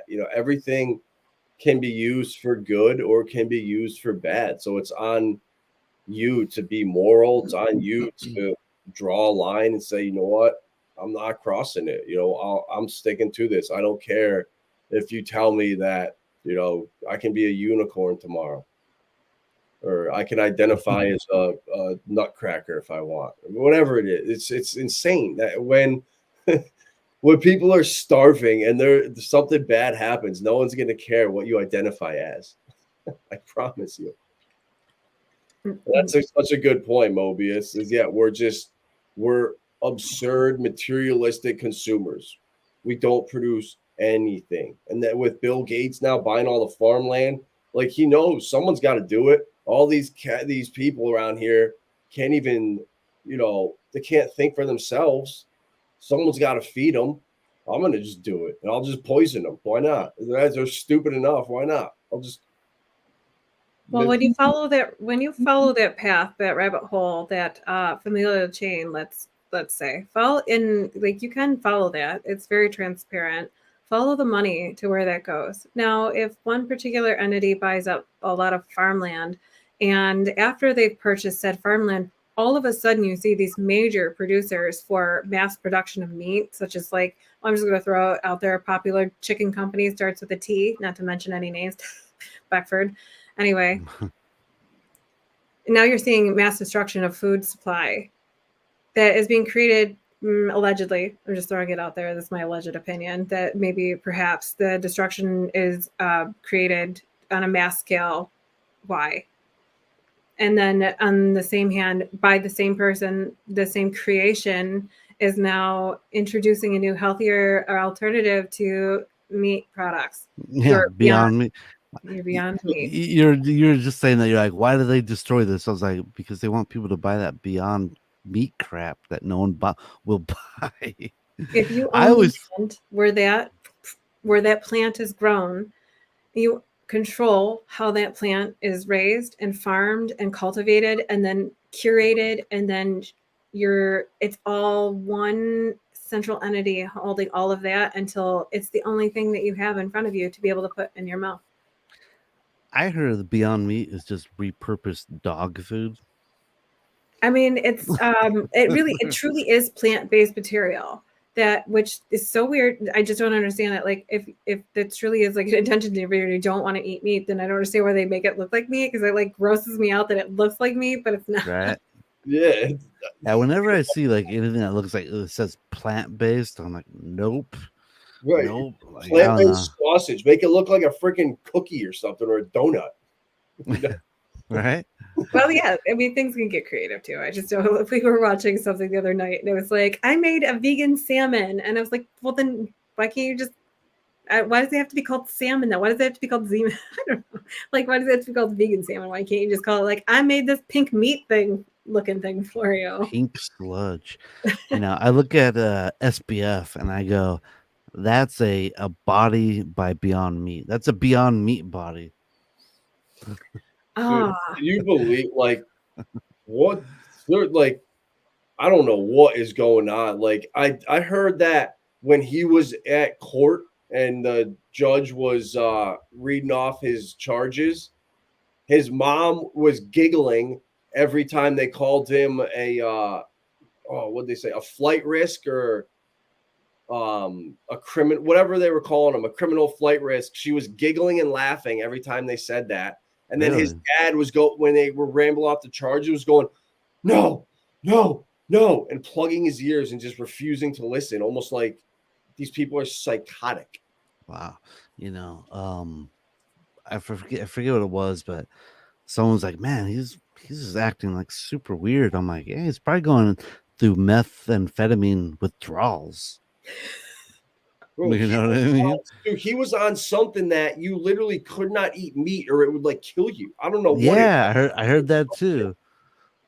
Lindsay, do you heard- know what that was?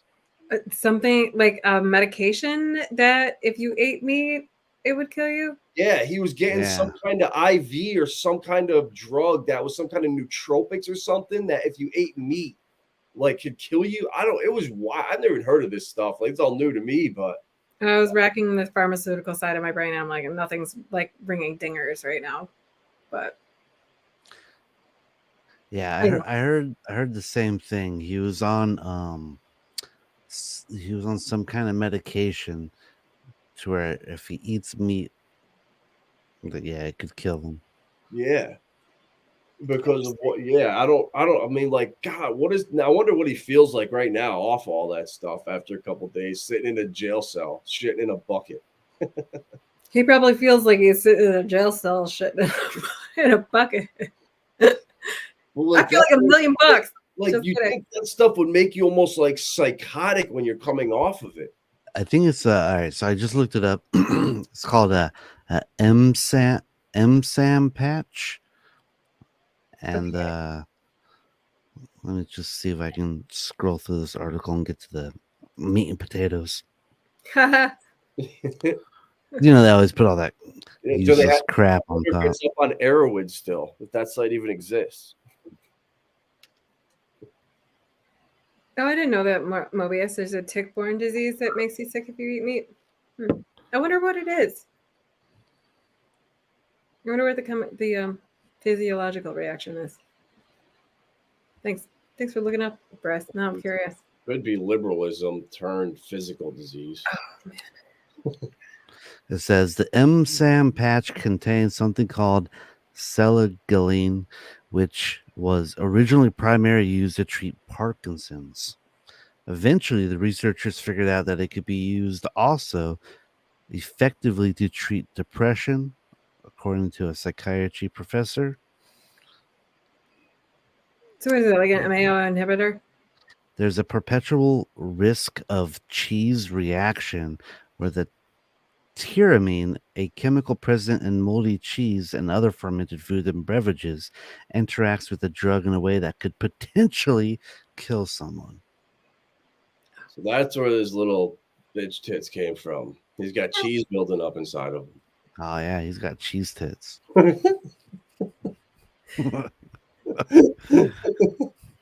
That, like, dude, like, what parents are signing off on that? Like, he's been on this stuff for a long time. It's like, what? It's a whole thing, just like fascinating. It's almost like his parents at some point had this like insane expectation for him, and once they realized, like, all right, our son is a complete, like, he's never going to become what we want him to be. They just used him to acquire this real estate fortune.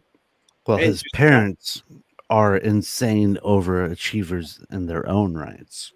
Yes, that's what I mean. So overachievers or overreachers for positions of places that they should not be. And when I say positions, I mean like positions that affect you and me, literally. And I don't use that word often, literally. They're the decisions that those two people could make and the positions of power that they were holding was freaking disturbing. But, you know, everything that's coming to light with FTX, starting with a Pound Me Too movement, like all these things are coming to light faster and faster. This transparency is really, it's made possible by the peer-to-peer connection of social media. Look at how fast word has traveled. Do you think that half those things would have even ever been brought to light if there wasn't like someone on the other side of Twitter, like somebody sitting behind their phone or their computer pressing the news articles? Right. I mean, well, they tried. Did you see the articles that the New York Times and the Washington Post put out over Caroline? They painted her to be this poor little dolly scooting away with her, like, the beautiful match made in neuroatypical heaven. Like, good golly, they were trying to make her out to be like a victim, and that wasn't okay. To see them paint him as this poor, like, goofy kid that just forgot to do his math and was using QuickBooks to run a multi-billion-dollar company. Like, that's cute. the wrong internal label. Yeah. It's not his Well, fault, guys. It was a bad label. Yeah. right. Well, it's a bad label all around because it's one giant. Like this has to be one giant joke. It has to be one giant psyop, so that at the end of the day, everybody's like, "Ha, fooled you." I'm Like, telling you, I think How it's do a you Wall Street poison pill with Fidelity and all of them. like but that I want to believe that, but then I see his parents spun up 150 shell corporations to funnel money and buy real estate up with. And so it's like the amount of knowledge you need to do that. Like this was a perfectly calculated scheme. Like Yeah, this was not just an yeah. accident. Like this was done on purpose. Knew exactly what they were doing, exactly who to bribe, what to say. Where like it was like that. That's the dangerous thing when you have people believing they've been victims for 100 years. okay, was it the dangerous thing is that people were given money, and instead of doing the due diligence that they owe the communities and the people that follow them and look up to them as a person of influence, like the thing that was missing there was their due diligence before they spoke out about that product themselves. Look at Mr. Wonderful. Now, I don't think it's so I'll wonderful be of right back. him. Go ahead.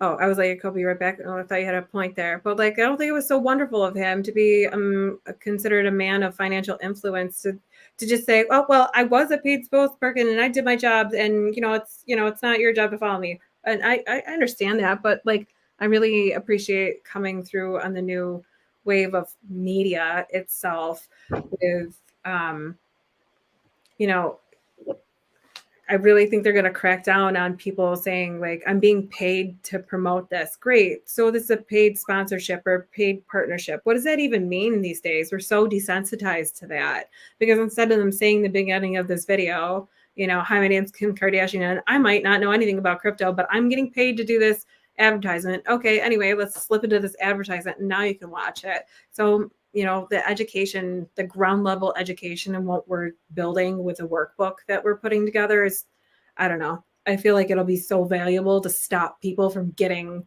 to the place where they're letting their favorite football player influence their financial decisions. Well, until extremely recently, I didn't know that there was this thing. I never even knew this word existed until a couple weeks ago. It's called touting. Touting. Apparently it's a thing, and the whole idea behind it is you shouldn't be promoting something if you're getting paid to promote it without letting other people know that you got paid to promote it. So when like Mayweather, how he got slapped with the big old like charge for doing the whole thing, is because he's like, hey man, he's like, I'm gonna knock out who was he fighting McGregor at the time? I'm gonna knock out McGregor, and then I'm gonna knock it out of the park with these NFTs or whatever he was selling at the time. ETH Max or something was it? Yeah, oh, that was Kim Kardashian with the ETH Max. I forget what he was doing, but if you don't say, hey man, I'm getting paid by the ETH Max guys to tell you about this, if they don't disclose that, then that's, I guess, illegal touting, and that's illegal in the United States. So if all of us are like, oh my God, Hex is so great, but all three of us are getting paid by Richard Hart to say that, and we don't disclose that to the people that we're trying to convince to buy, well, then there's just morally, ethically issues with that. So that's illegal, and that's what the SEC cracks down on. So with them kind of like going after a bunch of the crypto space, I kind of get it. It's like they're doing their job to make sure that Richard isn't paying people to promote Hex, and that we're all doing it naturally. And you know what? He's not paying us, so it's awesome. So on top of that, RG3 Kinetics, they made the Hex Investment Trust, and they had to actually go to the SEC to get it approved. Yeah. because it's like a legit, like American, on the books, everything's legit. So they had to go to the SEC and go, hey, you need to make sure that this isn't a security that we're trying to get investors into. And I don't know that much about the Hex Investment Trust, but I think you need to be You gotta be what's it, accredited. accredited investor Yeah. in order to do it anyways. Right. And that's the worst Um, case scenario for Hex is they rule it a security and it's only for accredited investors. and you know what that means, really? All that means is that Wall Street money can only flow in. Exactly. It keeps the average person out. It keeps it in the top 1%. Yeah. And what's interesting is so I follow Link 2 and have an account on there, which is it's a stock preset. It's basically they take these fintech unicorn companies that are worth $1 billion or more and they sell pre-sales on there. So you could have bought Coinbase stock for $10 a share on there before it went public. And they recently 3 months ago just they emailed everybody and said, we just opened up a brand new trading platform for our accredited investors only. So now instead of we got some Ripple stock on there for when it launches public. So I was always wondering, like, damn, I'm gonna have to get that off there, move it to another account to sell it. Well, no longer. They're now having a new trading platform where you can sell your portions of your IDOs on the platform in there, no third party involved. And that just happened 3 months ago. And I guess there's multiple companies around the world that are putting together blockchain funds and other things like that where you can invest directly into cryptos. And you put your money into the fund, and then the fund buys Bitcoin, they buy Ethereum. But those accounts, you have to be worth $5 million or more to even play with them. So it's for like the richest of the rich only. But that will eventually trickle down. And you're seeing it with Fidelity and IRAs or Bitcoin in Fidelity's IRAs. With I Trust Capital, the average person can go start a crypto IRA. Like it's slowly happening. But I just think we need some kind of laws in place to say, okay, these are the laws, period. And then the banks can come in. And and that's, I think, what this whole collapsing scenario was more or less all about. In order to, it was kind of like, it seems like the government really couldn't step in without like a legit reason. They can't just go, we want to control this. Everyone's gonna be like, fuck you. And so, but if there's a major catastrophe and all of a sudden Tom Brady loses $650 million and and other people, well, now the government has to step in. And everyone wants the government to step in, and now they implement all these things. So that's that was so funny, the Tom Brady thing. Him and Giselle, they lost their so let me so they opened an FTX account and they're obviously they control all their funds. They don't have 18 accountants and managers doing all their money. They all decided to just liquidate everything and put it into FTX. That sounds his whole football career. Yeah. $500 million. Yeah. We liquidated, we sold all our real estate. We got rid of everything and put it all into FTX into our account there. Like what? Did you hear what happened with Tom Brady though? With the divorce or yeah. Not really. I mean, I don't really pay attention, but I heard it's nasty. This is what happened. Freaking Caroline went to Tom and said, it's either Giselle or me. Fucking Tom went home and started packing Giselle's bags. Bro, guys.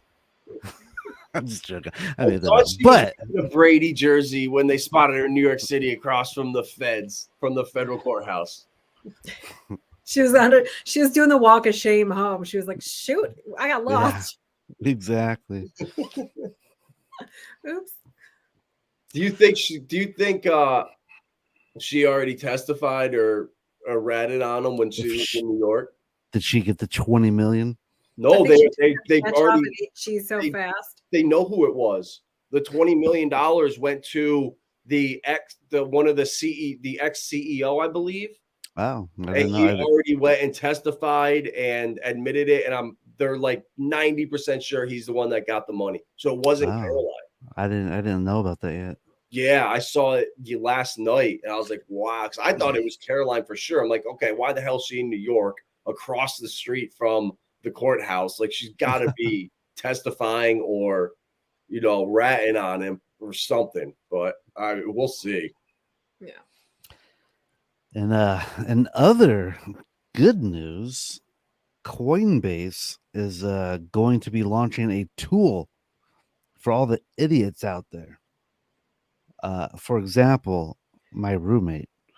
My roommate ended up sending like $800 worth of hex to Coinbase. He can't get that back anymore because Coinbase doesn't support hex. He tried to sell it, so he sent it to his wallet, and they're like, "Yeah, man, that shit's gone." He's like, "What?" They're like, "Yeah, we don't support hex." So he's like, "We'll send it to you when we support hex one day, or if we support hex." And so he's just like, "So I'm missing out that $800," and they're like, "And you'll get it back when we support hex." Yeah. So he basically threw $800 of hex into a black hole, and he can't get it back.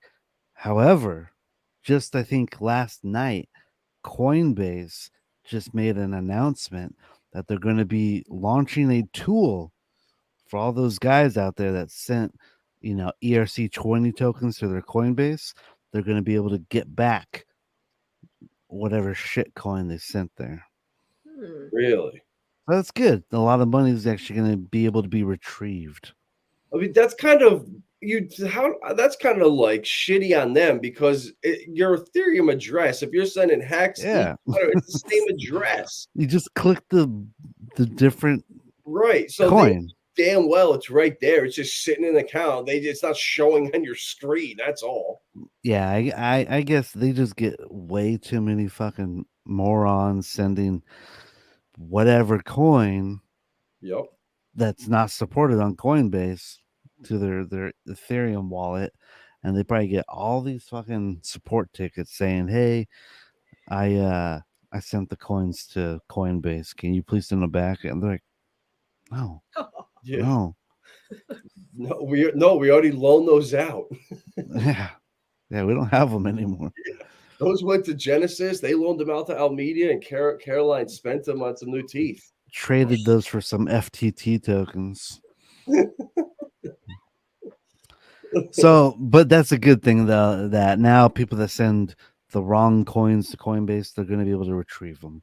Yeah. I don't know when that tool is going to be launching, but my roommate has been very relieved lately. He's like, "Man," he's like, Keep us updated. "Yeah," because he needed to pay rent. I'm like, "Hey, man, rent's coming up, $800." He's like, "Hey, I sent my hex to Coinbase." I'm like, "Bro." So in our Discord server, when the Pulse X sacrifice was going, one of the noobs in there, him and his friend thought they would kind of be smart and pool their money up together and sacrifice together, but they sacrificed it to the hex.com wallet. Oh. Balliet Brand sent coins to the hex.com. He didn't use the AA. He sent it to the actual contract. Yeah, that's what these guys. He was one of 47 people to do it at when the time I looked. Well, that's why it's valuable to be part of a community, so people can make learning lessons and and sit back and enjoy. And thank God. JFK, come on, man. Yeah, Don't call my Bitcoin pumpers morons, all right? Come on. yeah, we gotta link you up with that Da Vinci guy. You guys could probably do some damage shilling Bitcoin. Yeah, that guy's a total jerk, man. He hates hex. Oh, I bet. Oh, But with my $1 million Bitcoin, if Bitcoin goes to $1 million, guys, hex is probably going to go to 5. I'm thinking 7. Yeah, probably 7. That's so funny. Somebody saw that last year too. I think it was Abit, if he's still in chat. Abit had his $7 Hex tour. Oh yeah. He was trying to get that up to $7. But that was I think was it Australian dollars, $7? I don't think it was American dollars. I don't know. But Okay. it'll That's now if Hex went to $7, that would have been disastrous. Seriously. I cannot imagine a $7 Half Hex. the community would not be alive right now, probably. I'd be up to here in cocaine. That's what I mean. Sudden wealth syndrome would literally take people out. They're making a movie about me. It's called Cocaine Bear. Have you guys seen the previews for that? No, I haven't. All I could picture you is like I could picture you sitting inside of a gravy boat with a big straw on each side of you, like paddles. You guys got to see the trailer eventually. If anyone hasn't seen it, look up the trailer for Cocaine Bear. It looks intense. It's basically like they're throwing cocaine out of a plane, and the people were supposed to pick it up off the ground, but I guess a bear found it. And he goes into like a cocaine rage. And it's called Cocaine Bear. It's based on true events. Oh my god. Honestly, I watched the trailer. I was like, this movie honestly looks too scary for me. It looks like a gory movie where a bear was just like slaughtering everybody. I'm like, dude, I don't want to watch a bear just gore everyone to death. How is he hungry?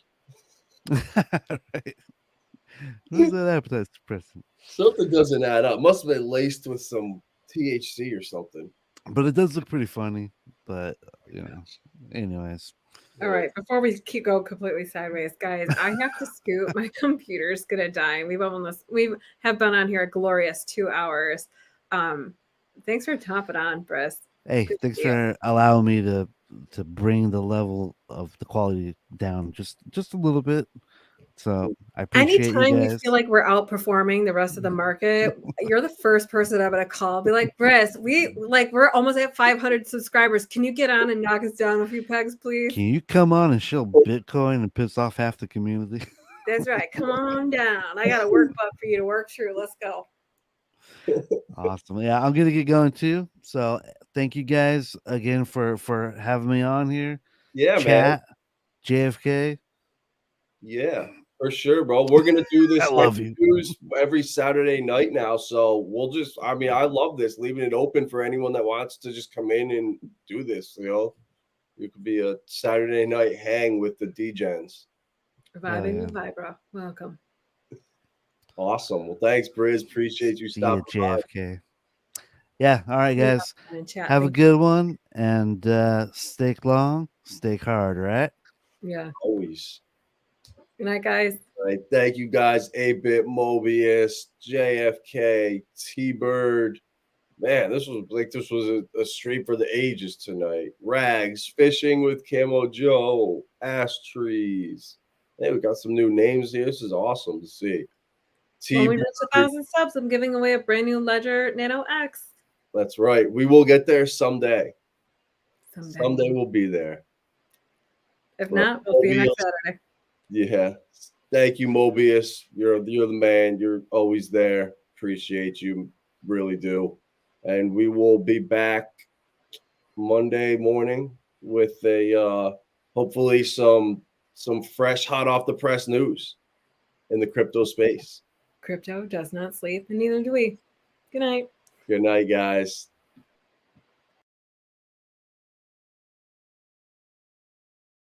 At Vibra Finance, we seek out the hidden gems in cryptocurrency. We will tailor your portfolio to work for you. Are you ready to transition your investments from traditional markets to cryptocurrency? Are your coins staked and earning interest? Are you overwhelmed with all the jargon in crypto?